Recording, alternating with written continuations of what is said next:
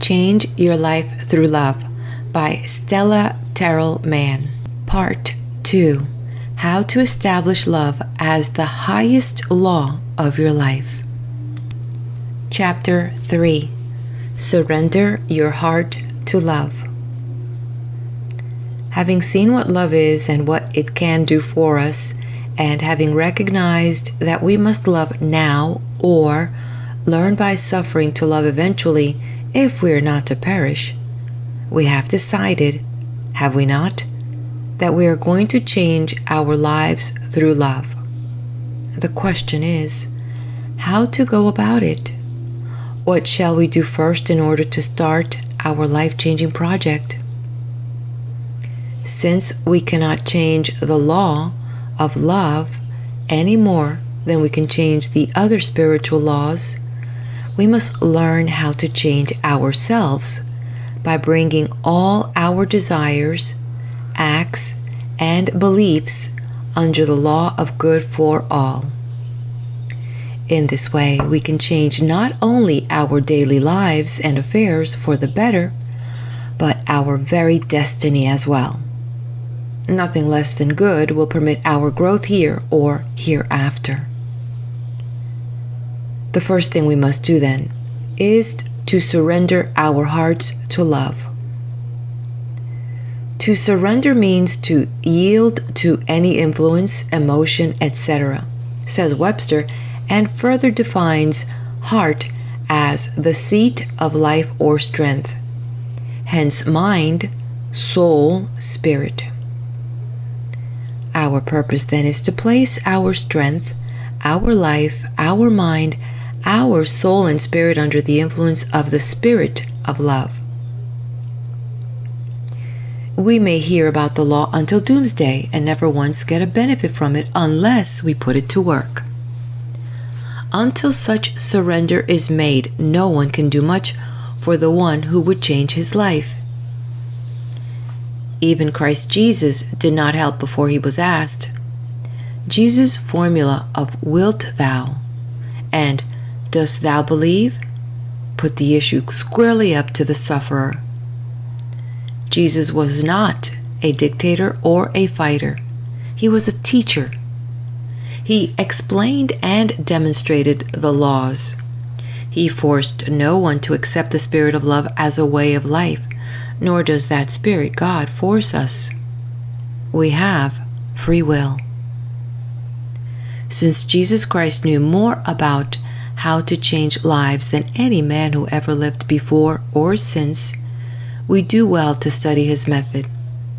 Until we rise to that height of moral consciousness and love which he knew and felt, we cannot hope to do the works he did. But we can learn his method and use it at our own present level of understanding and love. We do not know all that Jesus knew, but we're very sure about 2 points in his method of healing, for we can so easily prove them in our lives. First, we must believe we can be helped, and secondly, we must be willing to be helped. We have to fulfill these 2 requirements before we can hope to change our lives through prayer and love. Prayer is asking. Love is desiring. Faith is believing. The more we know about the methods of changing our lives, and the more we can grasp of the cause and workings of the spiritual laws, the more quickly, easily, and permanently our change will be made. We can be certain that Jesus' 3 words, "Dost thou believe?" referred to his whole teaching and not just the simple idea that the one asking help had to believe he could be helped. Somehow, by his great love of humanity and his perfect understanding of the spiritual laws, Jesus was able to go directly to the inner perfect soul of the sufferer and remind him of all those truths of existence which he had known since before Abraham was. That is not a strange phenomenon. It is one we use every day. let's look at it a bit further in order to understand it better so that we too can use it at will. First, we know that what is true on one plane of existence is true on all planes. For example, we know that the human body remembers all that it ever learned through the ages of man on earth and uses this stored knowledge anytime the need arises. This is true of the mind too. Psychologists tell us that human experience is never completely wiped out, but is stored in the subconscious mind of the individual so that anyone who understands the laws or rules of action involved can uncover those hidden experiences and bring them up into the conscious mind. Science says these memories of the human race have accumulated for millions of years. Now, if mental and physical experiences are never lost but only filed away safely until needed and called for by the individual, it necessarily follows, does it not, that all spiritual experiences, facts, and rules are also remembered? They too are stored, ready to be called upon at any time when needed by the individual. What is true on the physical and mental plane of existence is also true on the spiritual plane. This is exactly what Jesus taught and proved. The trouble is we don't yet know how to dig into our own souls and uncover these memories of spiritual experiences, rules, forces, and actions in the way that Jesus knew. To know how to do this is the missing link between our being able to do what Jesus did and our desire to do it. We should not leave this one point before we are thoroughly convinced that there is a way for the individual to get in touch with his inner spirit or soul, a way to remember the law and learn its use. This is the Father within, through whom we must go to the Father without, God. This is the Father within, through whom Jesus called to the Father without. It explains what Jesus meant in saying, I in the Father and the Father in me. An example of the way this works on a lower level is known to all of us from the experience of parents with their children. A child starts to do something he should not do, and at one look or word from his parent, he stops. The parent does not have to go through all his teaching, all the do's and don'ts back to the child's infancy. He has only to remind him with one meaningful glance, one firm word. That one glance or word stirs the child's lifetime of memories, and he then acts accordingly. Whether he obeys or attempts to disobey is purely a matter of free will. So with us all, our Father is the God of the universe. We know His rules and the results of breaking or abiding by them. The missing link is the need to be reminded, for we are still children in this matter. Jesus reminded the penitent of his real self, his true worth, of the laws, of his right to be helped, of the advantages in correcting his life. At the same time, he reminded the sufferer that he had the privilege of refusing, that he could go on in his own way if he desired. He reminded him that he had brought his troubles upon himself and that the trouble would reappear if he continued in making the same mistakes. We can sum up Jesus' teaching and all else we know of spiritual laws in the same way Jesus did, by asking ourselves 3 questions. Do we really believe in good as the highest way of life? Do we honestly, earnestly desire to change our lives? Do we honestly believe there is help for the accepting? If so, then let's actually surrender our hearts to love. The reader will want to find his own way of doing this, but for the assistance it might give others, I present here the method I use when people come to me for help. I suggest that they first get their mind and spirit into the state of receiving and of love. I have found it helps to study the Bible, especially the book of St. John, and also the 23rd Psalm, the 91st Psalm, and Paul's words on love in the 1 Corinthians, the 13th chapter. It is up to the one who desires to surrender his heart to prepare himself with such thoughts and feelings as will help him in his purpose. But having arrived at that place, I suggest he then silently read through the following questions and answers, then go back, silently read the question again, and make his answers aloud. 1. Do you believe in the existence of a power higher than the power of the mind of mortal man? Answer: I do. 2. Do you believe this power is all good, almighty, all-seeing, all-knowing, all-loving, and that its purpose of existence is to produce good in the universe in all men? Answer: I do. 3. Do you believe this power, which we commonly call God, created man and so must have his best interest, his highest welfare at heart? Answer: I do. 4. Do you believe in the power of prayer, the ability of man to communicate with this great infinite spirit of the universe, and by such communication to receive help and guidance in all affairs? At the same time, do you believe in the ability of this spirit to receive the thanks and gratitude and love of man? Answer: I do.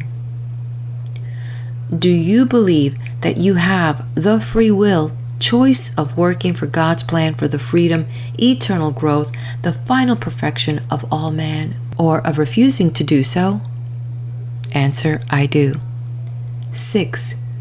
Do you believe in the eternal justice and fairness of the laws of God, all good, which hold no man finally responsible until he understands the law and then knowingly chooses against it? Answer: I do. 7. Do you understand the nature of this law of love, which produces only good, to be unbreakable, unchangeable above all the other spiritual laws? Answer: I do. 8. Do you see that ignorance of this law and attempts to avoid or contradict it, whether willful or unintentional, must necessarily bring an unhappy result in the life of anyone? Answer: I do. 9. Do you believe in the mercy, the kindness, and justice of this law, which forgives man his mistakes as often as he calls upon it for forgiveness, provided he is truly penitent and earnestly intends to mend his ways? Answer: I do. 10. Will you try to do your part honestly, cheerfully, and in all faith that your whole life and all your affairs may be changed for the better? Answer: I will. 11. Will you honestly try to avoid all spiritually illegal desires, actions, and beliefs hereafter? Answer: I will. 12. Once your life has been changed through love and prayer, and all good is working in your own heart, mind, body, and affairs, will you do your part to teach, inspire, and help all men to this way of life by means of love rather than by force? Answer: I will. If you can answer all the above in the affirmative, you are truly ready to surrender your heart to love. Now go to your closet or meditation room. Close the door to shut out all disturbances. This is an outer symbol of going in secret to the Father within. If you cannot get down on your knees in an attitude of surrender, then stand and lean your arms on the wall for support, resting your head on them with your eyes closed. Give yourself up to a definite feeling of letting go your old way of life. Release all feelings of unhappiness, hatred, desire for unfairness, all fears concerning your own welfare, all doubts about God's ability and intention to restore you. Surrender to a definite feeling of willingness that God should come into your heart and mind to make of you a center of love and to rule over your life from here on. say in effect, I believe in God, the creative spirit of the universe which created me and gave me free will. I believe the spirit is all good and that it has the power to heal, to prosper, comfort, and guide me in this world and in all worlds to come. I now surrender my own will and my way of life to this guidance of God, pure God, and I do so in faith and in happiness. Pause. Wait a while. Then assume the feeling that the conscious, hearing, feeling, knowing spirit of love has been contacted and that it offers to come into your life to guide your every desire, action, and belief, to heal you of the result of all past mistakes, to accept your wish for forgiveness, to wipe away your tears and heal you of all sense of guilt and shame. Consciously accept that offering, saying in effect, I receive the spirit of love. It is now established in me. There is no doubt about it, no argument about it. It is so. I shall now be helped by the power of love. I shall work with the law of love and trust the spirit of love. All my desires, actions, and beliefs are now under the guidance of all good. I am blessed and I am a blessing, and I am grateful that this is so. Having announced your intention to make of yourself a center of love, which both receives and sends forth love, the next step is actually to put these good resolutions into effect. Love always desires, works for, and believes in a better way of life, a more abundant life, a perfect life for the objects of its affections. You will now desire and start to work toward a better way of life for yourself and in accordance with God's plan for man. You will start to work with the divine principles of truth, honesty, justice, mercy, fairness, and all the qualities known to be good. You will want to enjoy more liberty and freedom in your own life, and at the same time help to work for it in the lives of others. All your prayers will include the words, in perfect ways of love. You are starting out now to live an abundant life of all good. Love is the highest synonym we have for good and for God. Therefore, when we believe in a better way of life, we have become aware of God. When we see a better way of life for ourselves and all men, we have learned to listen to God. When we start to act on our new belief and vision, we have started to work with God. But how are we to do all that? By daily, hourly, striving to bring every desire, action, and belief under the law of good. This, in turn, must be done by learning how to look with the eyes of love, how to speak, listen, and think with love. With all our theories down on paper, let us now see how they are actually put to work in life. Let's look at the rules in action. The reader seriously interested in changing his life should, at this point, start his notes and affirmations. First, decide what it is you most of all desire to change. Give it a topic, write it down, and now write.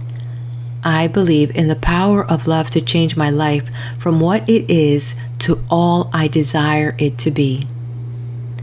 I believe love can, parentheses, heal, bring me peace of mind, prosper me, whatever it is you have written down above, end parentheses.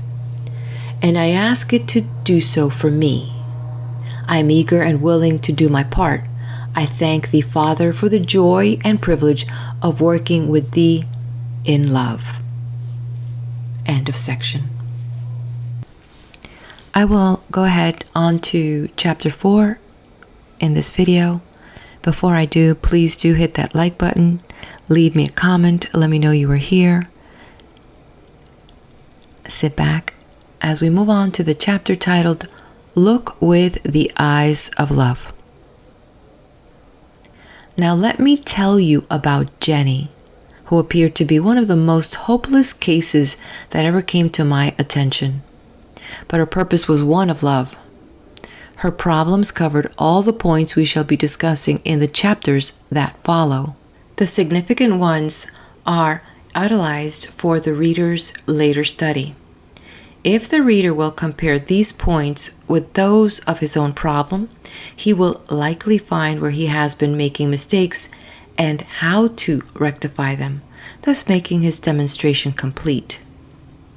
In reporting Jenny's story, events seemed to move swiftly. Actually, they covered a period of more than 5 years. The one who desires to change his life should not be impatient if those changes do not become immediately evident. When people come to me for help, I require of them a very full history of their lives, which must include their early childhood. List their hopes, fears, desires, successes, failures, and state as nearly as possible what they believe their present trouble to be. The history includes facts about their formal school, religious training, and what life itself has taught them. The purpose of the history is to get an accurate estimate of their total attitude toward life, which will include their attitude or deepest feelings about God, man, and themselves. This explains their desires, actions, and faith, shows where they have been making mistakes, and is a guide to what must be corrected. These case histories cover about 40 pages of typed business letter sheets. Some of the most revealing facts in them are not the points which they play up, but the ones they try to hide. Shame is a belief of being unworthy of God or man, or both, whether there is any real cause for such feeling or not. Shame always proves a lack of both self-respect and self-love. When the subject cannot get his story onto paper, he comes for conferences instead. Jenny talked it out. Her formal education had stopped in the 5th grade. Her story soon revealed that pain, grief, poverty, shame, frustration, fear, and worry had taught her many things about life not found in school books, and much of it that was not true. But the things she believed had come upon her and had been done to her. Jenny started earning her living when she was 13, and since she was 16 had done so mostly by being a bad woman, she told me naively. Jenny's first words to me were, "Some said you wouldn't talk to me if you learned I was a bad woman, but I knowed you would." This proved her unbounded faith that help could be had, regardless of her past or present state. Her faith had set into motion a series of circumstances which finally had deposited her at my door. Her desire, her actions, and her belief had synchronized on that one point. When I asked Jenny if she could state her desire in one sentence, she said, "Yes, I can. I want to learn how to be good." Her bright blue eyes glowing with hope and determination. "So as I can teach my granddaughter Nellie so she won't turn out bad like me and her mother did." Jenny was an illegitimate child. Her only child, Violet, was illegitimate, and that daughter's only child, baby Nellie, was illegitimate. Jenny was 37 years old, and Nellie was nearly a year old.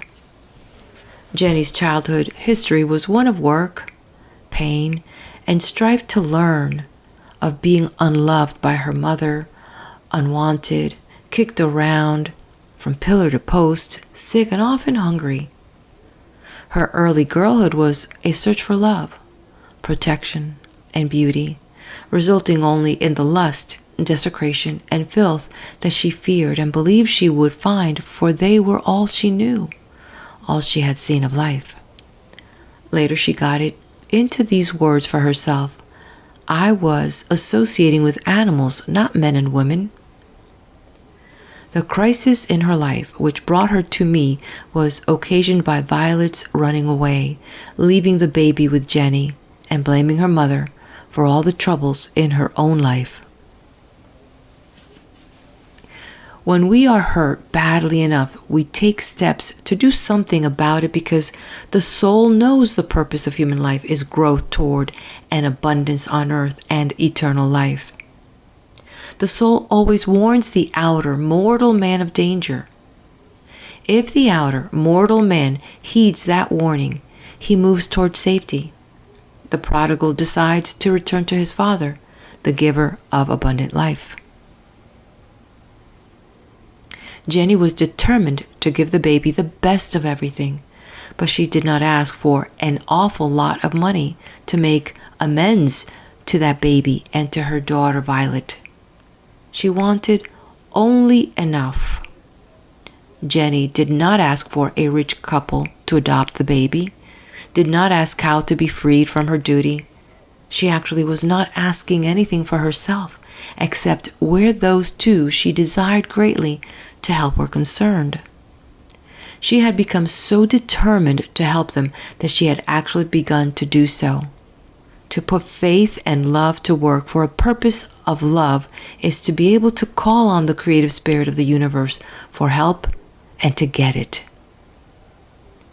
In order to demonstrate a part of the spiritual laws governing love on which anyone may call for salvation when his purpose is one of love, let me tell you how Jenny actually came to her decision to seek help. Having reached the very depths of despair after Violet had fled, reviling and repudiating her, Jenny saw no way out of her messy life. But she confessed a fact which long had been trying to gain admittance to her consciousness. She was somehow at fault. The prodigal must confess before he can be helped. Jenny decided the best thing she could do would be to drown herself and the little granddaughter. She was willing to take her life so that she would no longer be an evil influence to her daughter by setting a bad example. She was willing to take the baby's life because she felt no hope for the child and thought it best for it to die young while it was innocent and before it had suffered. Her willingness was an impulse of love to right a wrong she had done. But her solution, drowning, was not one of love but one of fear and confusion, a decision of her own free mind, the mind which so often makes mistakes. Jesus taught that the spirit outweighed the matter or the letter. Jenny's spirit, her real intent was good. Her actual desire was to help. So she dutifully went down to the river and sat there trying to think it all through clearly to be sure she was doing the right thing for once and wished somebody would tell her what really was right to do. She had lost faith in her free will way of life and was unconsciously seeking God's guidance. Suddenly, Jenny began to think about two people in her town whom she knew and admired. One was a young man, a doctor, the other a middle-aged woman, a school principal. Jenny admired them because they were good and helped people. The heart that loves good is on the road to a good life, regardless of present and temporary appearances, because it is the hidden spirit, or intent, that counts. Jenny was unconsciously desiring to work with God, but she did not know how. An airplane droned high in the blue June sky overhead. Jenny looked up. It popped into her head that there was a way to learn how to live life like the doctor and principal lived, just like there was a way to learn how to pilot a plane. And Jenny instantly decided that she could and would learn. Decision is the first step in any demonstration, the first step in prayer. There is a spiritual law which says that the answer to our problem already exists long before we realize we have a problem. Our job is to call. Jenny had called. And she got her answer too, for she began to realize it would be wrong to drown herself and the baby. So she got up and went home, already feeling better, and dimly aware that something already had changed. Soon after, she ran across some of my published articles which gave her courage to pull up stakes and come out to California. half across the continent, to ask my help. The reader should note that everything that happened to Jenny afterwards was a direct result of her desire at work. This desire was spiritually legal. There remained for her acts and her faith also to fall within the law of love. From the first, Jenny realized that money alone would not solve her problems. "I worked for some rich people," she said, "and they ain't no better than anybody and just as unhappy." It was one of those same rich men who had got her into trouble the first time when she was only 16 and right pretty. Unconsciously, Jenny was just as afraid of money as she was of men and all life, because her only contacts with men, money, and life had been unhappy ones. Jenny was very sure about what she wanted to do for Nellie. She had a definite purpose. She didn't want Nellie ever to be hurt by life, and she didn't want Nellie ever to hurt anyone else. She was very sure it would not be necessary to hurt others in order to help Nellie. Thus, you see, she was bringing her desire and belief under love, even though she did not know that fact. Part of her plan for achieving her goal was to straighten herself up so I won't be a disgrace to Nellie. More than she knew how to express, Jenny wanted to be freed from her sense of guilt and shame. For when she began to think about how she had failed in life, she sometimes had to get drunk and forget it all to kind of rest her mind for a spell, she explained.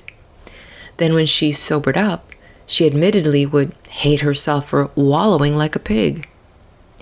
This cycle of spiritually illegal acts constituting an attempt to run from the Lord had repeated itself until Jenny had come to the end of her rope when Violet left her. Then Jenny had unknowingly surrendered her heart to love.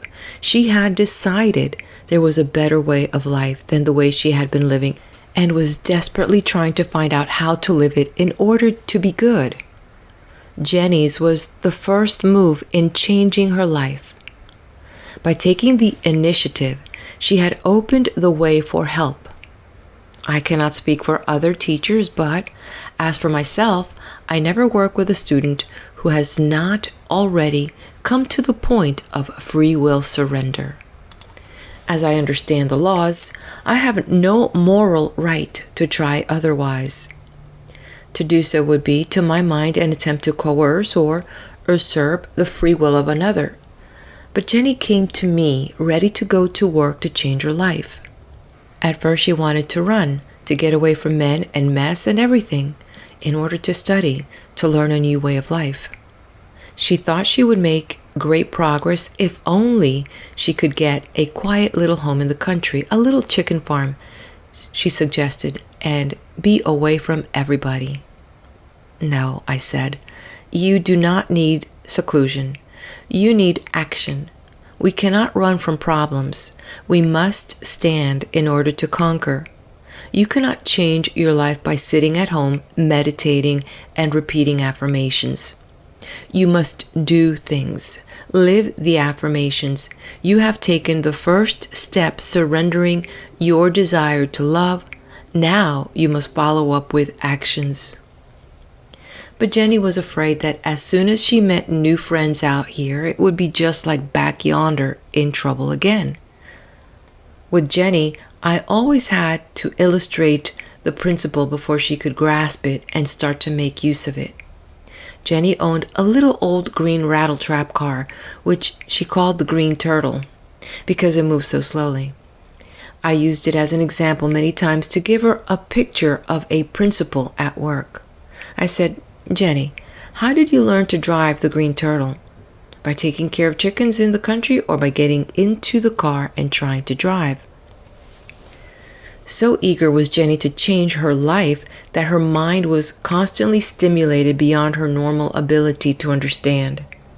She sometimes amazed me by the quickness with which she grasped an entirely new idea or principle as I was trying to explain to her.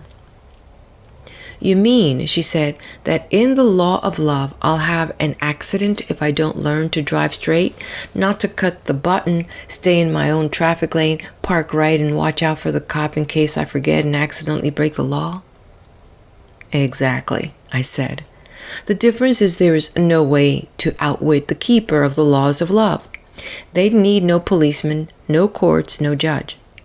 The instant you break a part of that law, the penalty starts taking toll at once in your life and affairs.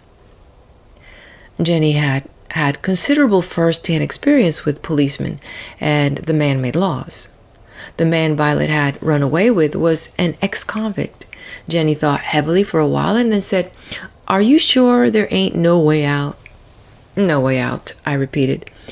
"You can no more break the law of love and get by with it than you can keep the sun from rising." "Then what have I got to do?" Jenny asked, ready to listen, ready to try to obey, for she had accepted as truth beyond dispute that there is no way to break the law of love. I then explained to Jenny the nature of the law of love about as I described it in the previous chapters, stressing again and again that it is the highest law and that not even our prayers are of any avail to us unless they come within that law. Jenny knew there were such things as a city ordinance, a county, a state, and a federal law. Soon she understood the law of love in relation to the other spiritual forces at her disposal and expressed it thus: like a federal law is higher than the little laws of our town, and we can't make a little law contrary to that higher one. After much discussion on all points before mentioned, Jenny said, "When you told me I had to change my whole life, you sure hit the nail on the head. Reckon my own daughter won't know me if she ever does come back." "Never say if," I warned. "Say when." Jenny had already seen that she must bring all desires and all acts under the law of love, all good. Now she had to start to bring all beliefs under that law also. Jenny's 4 steps in seeing, speaking, hearing, and thinking with love composed her actions.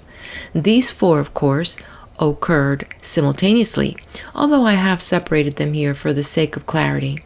To show Jenny how to look with the eyes of love, I used a picture phrase which proved so helpful that I repeat it now.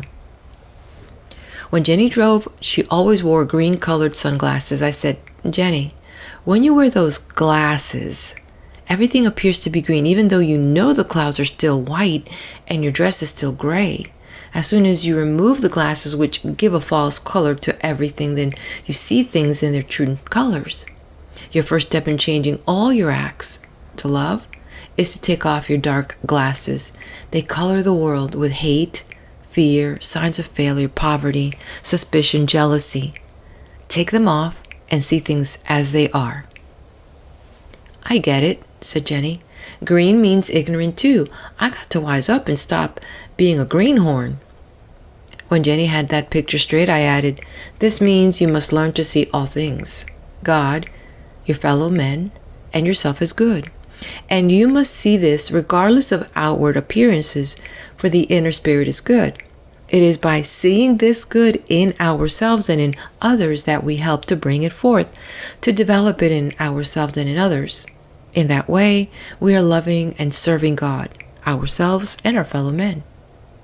We are then working with the spirit of all good. We also must see the value of good principles.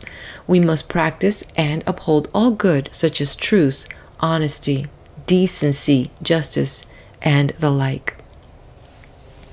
Jenny had a deep respect for, or perhaps a fear of, the law, and she wanted to learn to keep all the law.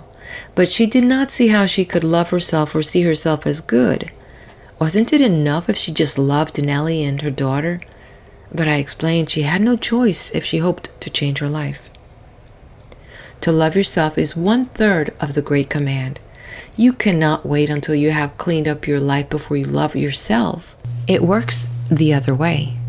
You must love yourself in order to overcome shame, defeat, fear, bad habits, all the unlovable qualities. You have to think too well of yourself to permit yourself to indulge in such habits, for only then can you break them. There's another side to it too. If you do not love yourself, others will not love you. If you think ill of yourself, you will be projecting this idea to the world around you, and it will continue to respond to you according to those ideas. You must see yourself as good. But how can I? Jenny groaned. Just look at me. I led her to a large mirror and said, look at yourself and tell me what you think the world sees in you as you pass by. They see a big, bulgy woman, more than 100 pounds overweight, wearing a size 48 dress so tight it looks like the skin on a sausage. She began to weep and could not go on. I took it up and added, with blonde, stringy hair, long unloved and neglected, suspicious eyes, a sour mouth, cigarette-stained fingers run over shoe heels. I did not spare her. Rather, I accented her faults, including a whining voice, in order to rouse her to decision and action. I included all her listed aches and pains. When I had done laying on with a trowel, I said, Jenny, we are 3 in 1. We are what the world sees and judges after appearances. We are what we see and would like to be, but have not yet become. We are what God sees, which is our highest Christ self. That is the reality.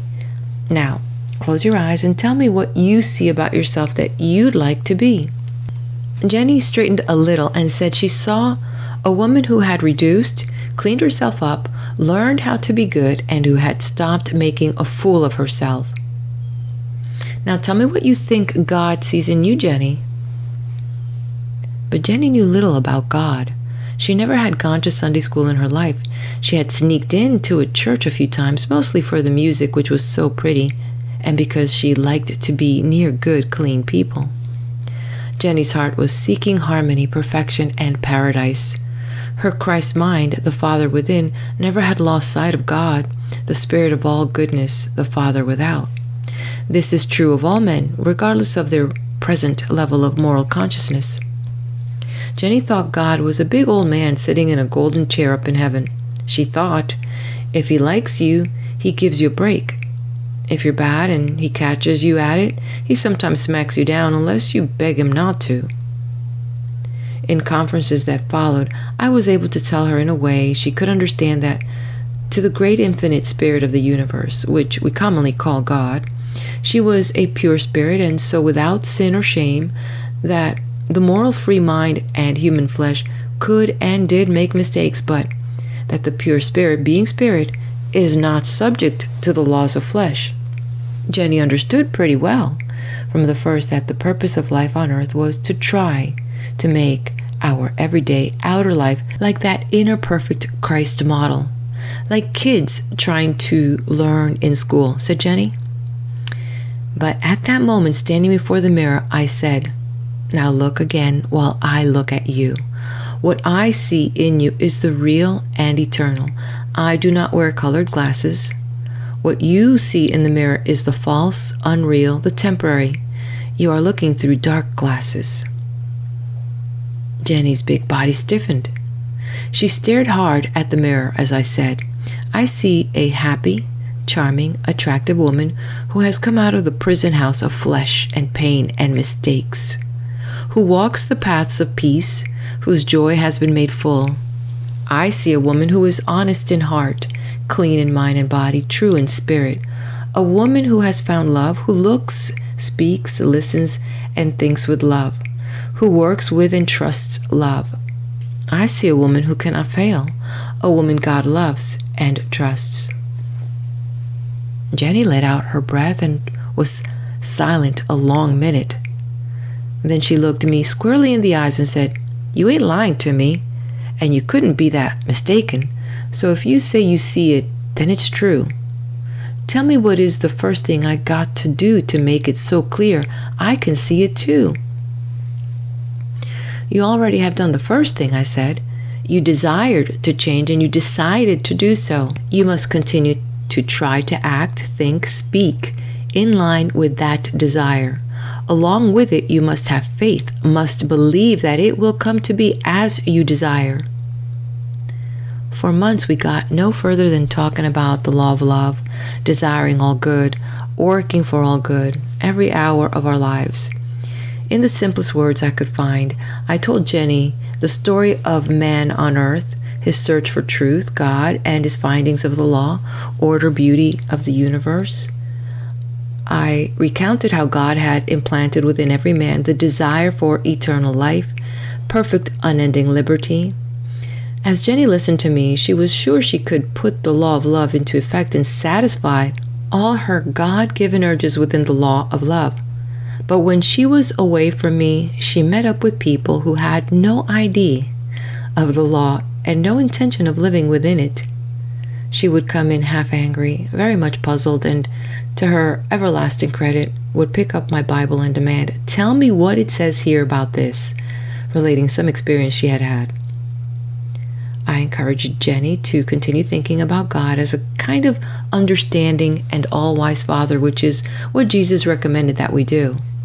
She never tired hearing the story of Jesus. One day when I was reading to her the account of our Lord's crucifixion and came to the world's outstanding prayer of love, his prayer, "Father, forgive them, for they know not what they do," Jenny burst into tears and said, "While that dirty, howling mob wanted to hurt him more." Then, getting hold of her emotion, she added, "He did that for me.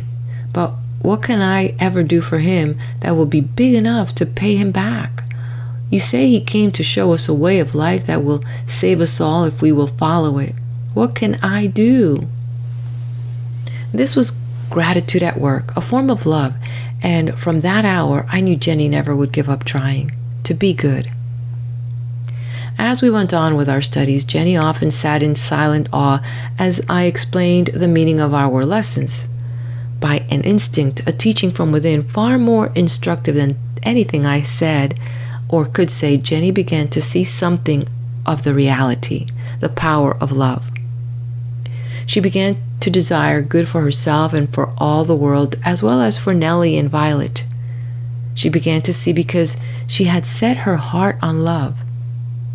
Jenny's Christ mind was speaking to her outer free mind. I had only to stimulate her to the point of inwardly listening, reminding her. Anytime we really listen, we shall hear the voice of good, God. Just as anytime we really look for it, we can see good all around us. Jenny had begun to look with the eyes of love. Jenny never tired hearing about St. Paul.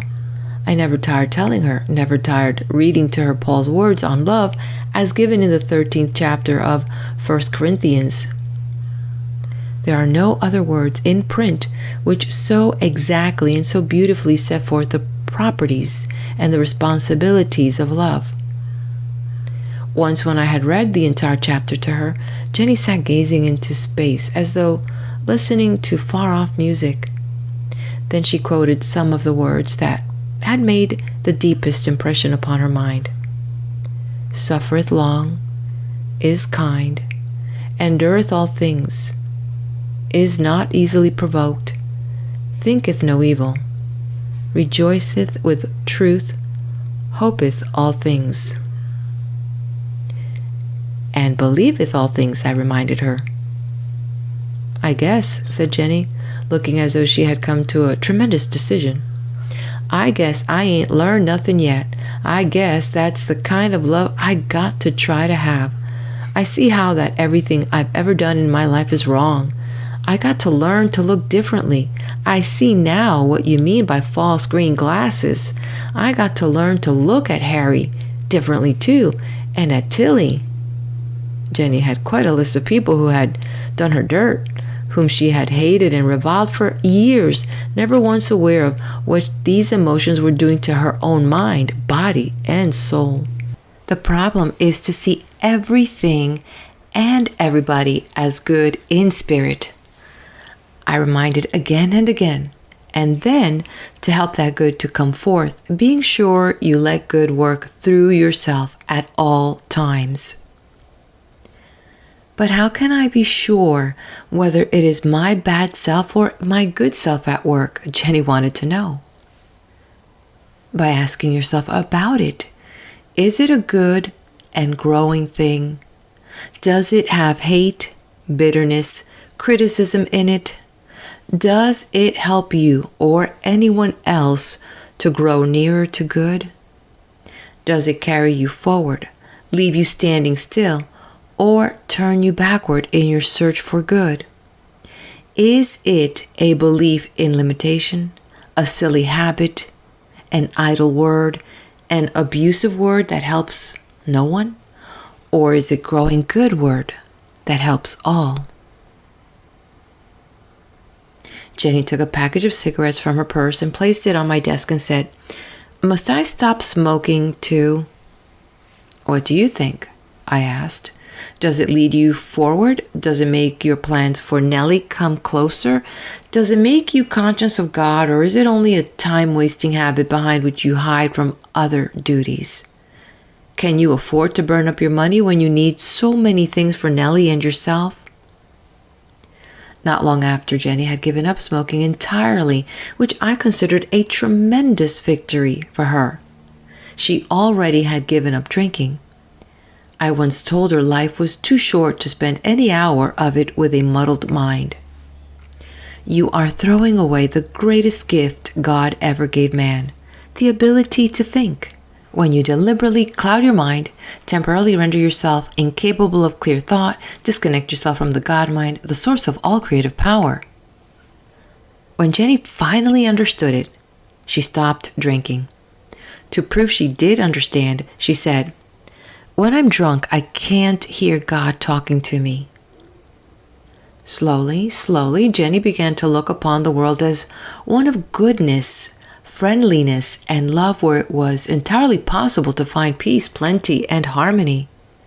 Since her only means of earning an honest living was her ability to cook up a mess of victuals, she went to work in a small restaurant where she had ample opportunity to practice her newly acquired rules of life. She no longer shied away from meeting people. "It's the kind of joint I need to work in," said Jenny gratefully. "Everything there is wrong. I'll get in a lot of licks at trying to hold my temper, trying to look, speak, and listen with love."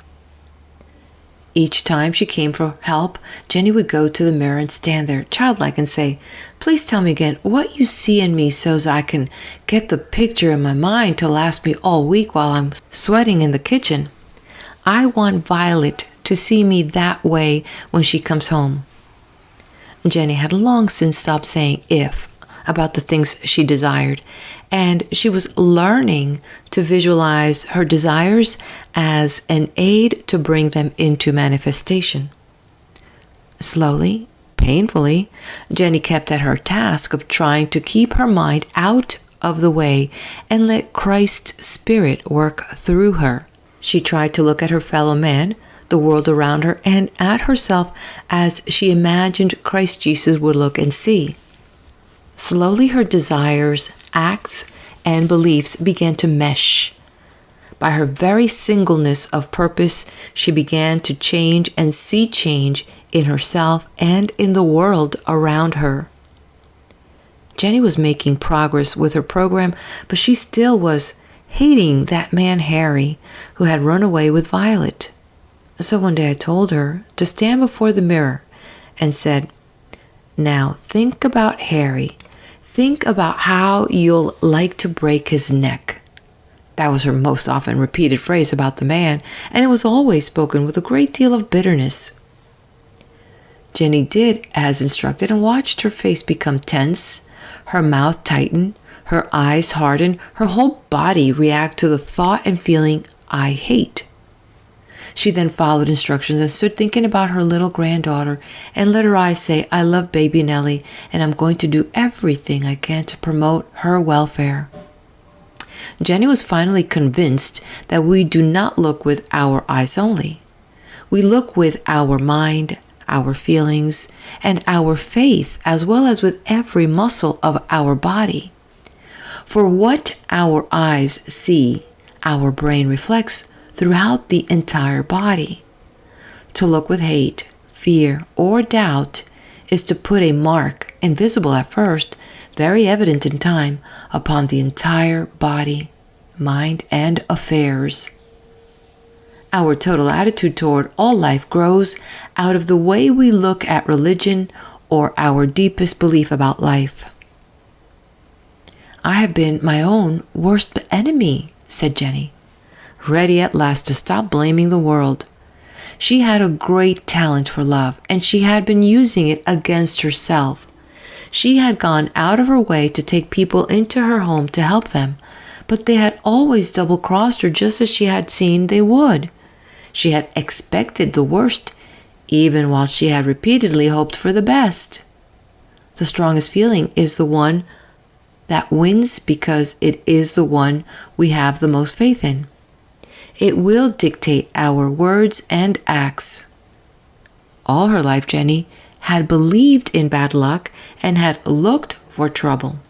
Along with Jenny's efforts to speak, think, and listen with love, she was trying to trust love and work with love. She was trying especially to trust love in regard to her absent daughter, from which she had not heard since she ran away.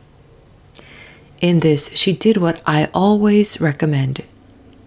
When trying to help a loved one, she placed a circle of love around her. This is a process that will not be considered in Jenny's story, which we are to conclude in the next chapter, but it will be fully discussed in chapter 10 with a life example of how to help a loved one. Before we go on with Jenny's story, let us pause here and check up on your own problems and your desire to change your life for the better. Stand before your mirror. Do you like what you see? Look around you at your home, your surroundings, your city, out into the world. Are you satisfied with things as they are? How do they affect you? Do they stir you up to help, build, comfort, and encourage, or do they only irritate you, arouse your fears, your dislikes, and even hatreds? Be honest with yourself. Are you looking at yourself, life, your fellow men with eyes of love? Are you looking for trouble? Do you see things as limited and hopeless, all bad, all good, or inwardly good with room for improvement on the outside?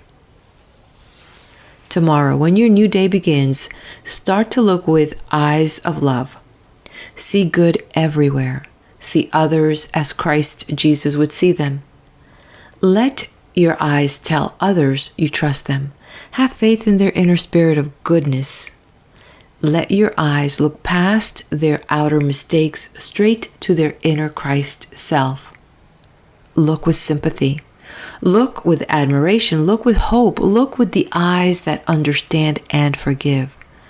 Look upon the news of the day not as all fearful, but as all that is good. Let others know you see the good in the world. When you first waken in the morning, say, "Today I shall look with the eyes of love, and love will look back at me." For your notes, make a list of all your faults which you see, which you realize others must surely see, and which you believe God must see. Then make a list of all your good points, your desires, acts, and beliefs. List good habits and intentions. Now, subtract the bad from the good and see what your score is. Then write a new list. Write down the things, qualities, etc. you are striving to acquire and become, much as Jenny did. Set a goal. Go back to your original note made at the end of chapter 3. See whether or not it covers the things you really desire to do. If not, then this is the time to enlarge your program. Set a new goal. Liberate yourself. Then start looking at yourself as I looked at Jenny, as the accomplished, desired self, and not the self which the world sees when you pass by. Reading every chapter in this book will not help you nearly as much as actually trying to put even one rule into effect in your life. Now is the time to begin. End of section. If you haven't done so, please be kind, hit that like button. I'd like your feedback. What do you think about this chapter? What do you think about life from the point of love, living it there? And if you like what you see and what you hear, please do subscribe and share this with your friends. Let's head over to the next video where we will continue with the next chapter titled Speak and Listen with Love.